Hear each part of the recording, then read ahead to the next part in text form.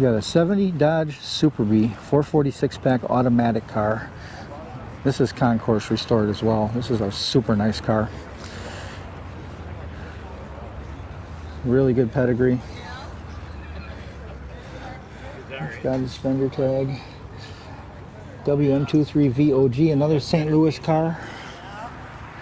All the fine details. Really, really nice. And of course, it's going to have white guts. That's a feature of the day. That's a feature of the day, white guts. You're getting yourself a Concourse Gold 446 pack V-code car here.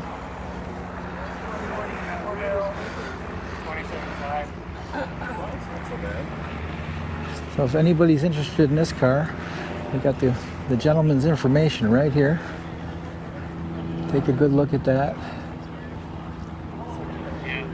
He's asking $88,000.